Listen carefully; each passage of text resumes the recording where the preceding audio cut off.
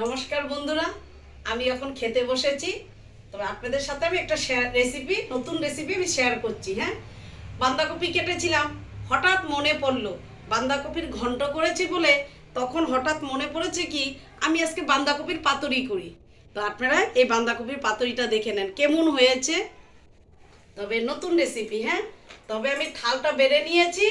তবে এই যে আমার থাল, তা আজকে আমি রান্না করেছি বাঁধাকপির পাতুরি, তারপরে বাঁধাকপির ঘন্ট করেছি। হ্যাঁ, আর হলো সিম চচ্চড়ি করেছি, তারপরে এই ডাল করেছি, টমেটোর ডাল করেছি। হ্যাঁ, তবে এই যে দুধি, এখানে বলে দুধি, আর বাঙালিতে বলে লাউ।